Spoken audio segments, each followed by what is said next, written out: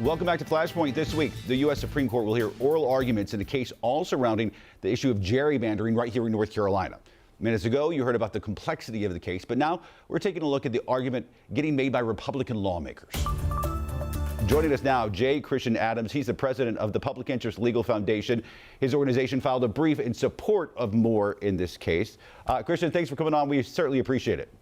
Thanks for having me. All right, so first up, critics say if the Supreme Court rules in favor of North Carolina Republicans, the result they say would be, using their words, catastrophic or extremely dangerous for democracy. Let's say you don't buy into that doomsday scenario, but at a minimum, you can look at this and say, gosh, it does feel like a big change to how we handle election laws. Is it such a drastic change necessary? Well, it actually doesn't change much because the Constitution already says in its plain language that the legislatures are responsible for setting the rules for the election lines for Congress. And so it's not a real radical interpretation to say that the people who should set the lines are those elected officials closest to the people. Remember, your state legislators are a lot closer to you than a state Supreme Court. You can call up your state legislator, express your opinion, they'll call you back.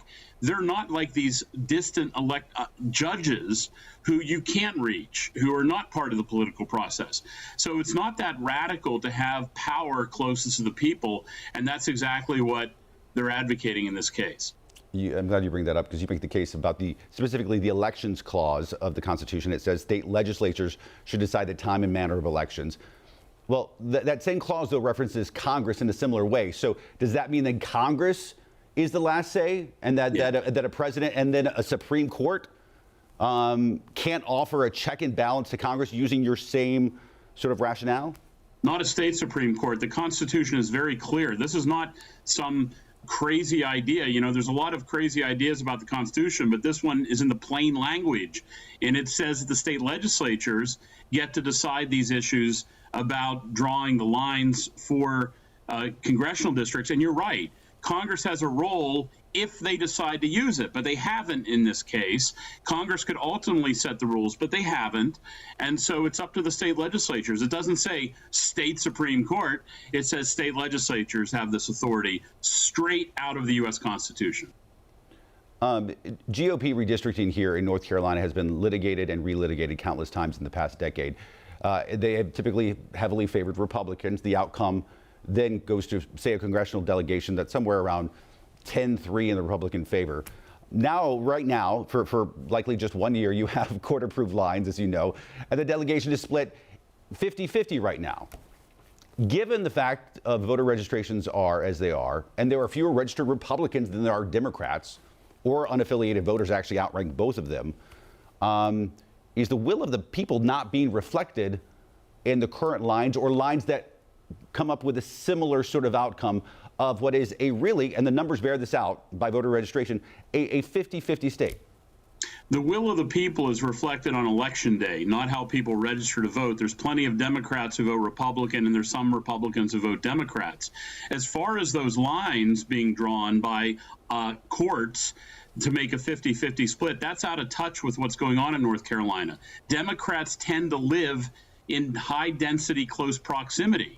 And they live in Mecklenburg County. They live in Wake County. They live in Brevard and Asheville. They don't live across the state in broad numbers.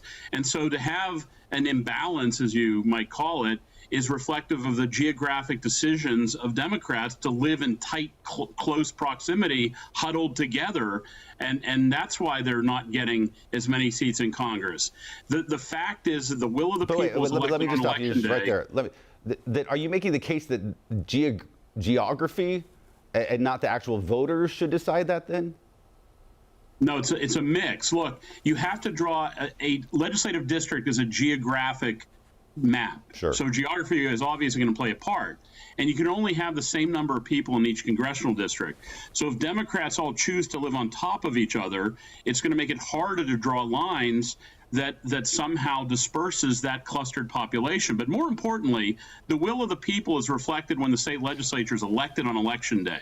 And the Democrats have lost elections badly in North Carolina for a very long time. And if you want to draw the lines, go win the election. That's the answer. Persuade the people that your vision is better. But in North Carolina, they've been choosing Republicans. The people have been choosing Republicans to draw these lines. As you know, here in North Carolina, the governor does not have a say in redistricting. If your side has their way, the courts will not have a say either way. And this will basically be all up to a legislature. There's not going to be a checks and balance in place. Unfettered power over the election. This could backfire. In fact, one Harvard professor crunched the numbers and said North Carolina Republicans could benefit, but across the country, Democrats would probably have more to gain if state lawmakers had a final say in any election law.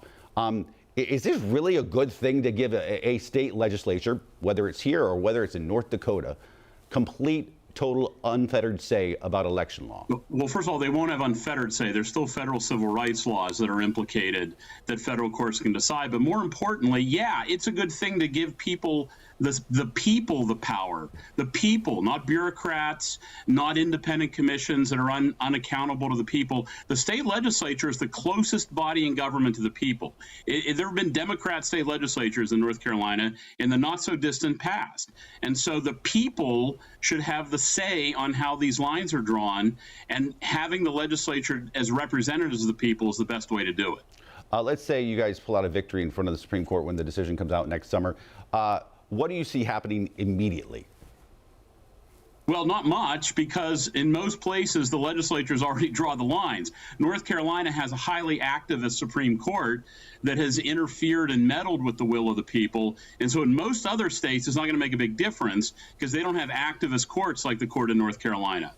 So it's really not going to make a difference in a lot of other states. But North Carolina will be the top because it has one of the most meddlesome courts in the country. Although they will now have a much stronger conservative slant going into the next several years. So might not work out that way, might not work against your favor necessarily. All right, Christian, listen, thanks for coming on. Thanks for coming on. We do appreciate you helping explain what is a complicated theory and making it a little bit more digestible and understandable for our viewers. Thanks a lot for having me. All right, take care. More Flashpoint. We're talking about affordable housing right after this.